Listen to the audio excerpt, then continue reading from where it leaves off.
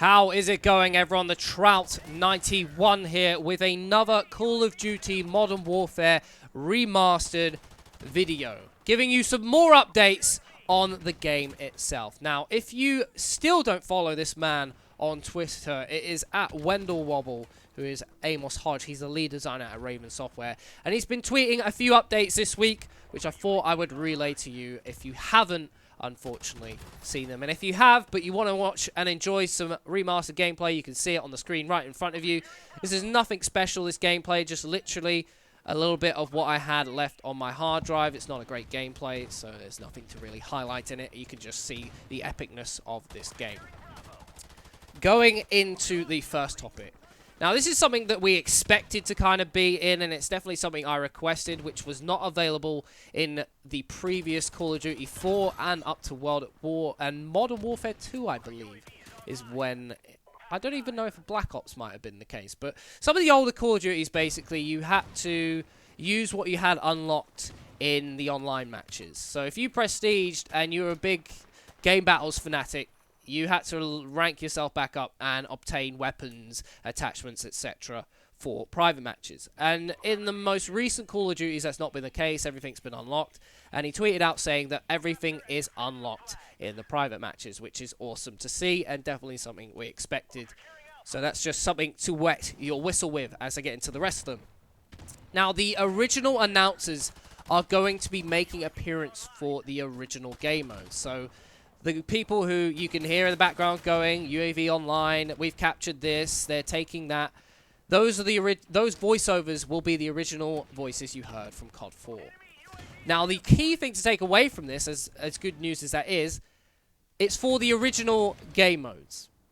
Now, does that mean that we won't be getting the voiceovers from the old guys on the newer game modes, which we speculate are likely to be there based on the things that they have said? Reading between lines, it looks like we're going to get some new game modes in there, which we discussed in the last video. And if you haven't seen that, feel free to go and take a look at it. I will put a link to it at the end of the video and in the description. So does that mean that there will be new voiceovers, the ones that we heard in this version at COD XP, in the final version for those new modes? And I think that's probably a likelihood, because it's probably cheaper for them to pay these voiceovers, to do the voiceovers, especially when they've all got them already, than to go out and find the voice actors for the old ones. And you have to admit that they're probably not going to sound exactly the same as what they did back then. I think it's just an ease of convenience for the guys at Raven Software to use these new guys and make the money that they put to these voiceovers to use. Next thing is, there is a controller sensitivity chart. This might not mean a lot to some of you, but there has been a confirmed 20 different sensitivities, which we've come very accustomed to in the new Call of Duties.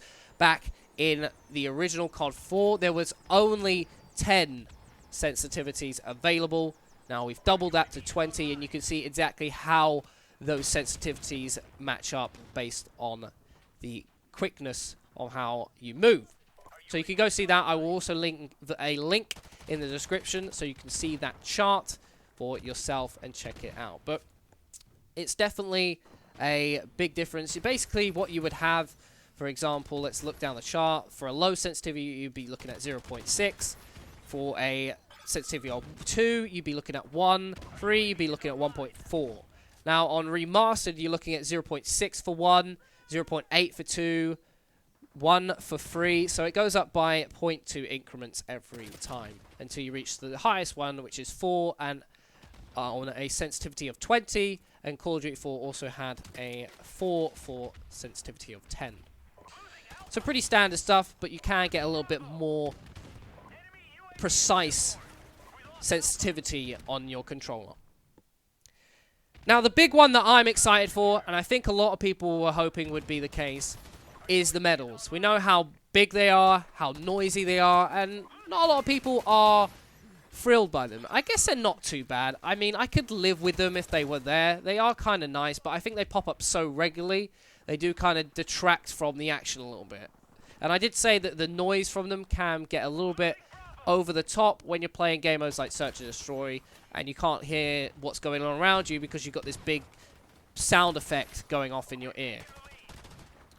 So they have actually disabled this. They have added an option for you to disable it on your screen so it won't appear at all, which I think is a class thing for them to do. It is a nice feature, but I think on a classic game like this, we've got to think very much about what you would expect in a classic Call of Duty, and I think that was a good decision from them. I'll probably be turning off, even though it looks very nice. It is quite a beautiful medal system after all, and it is very...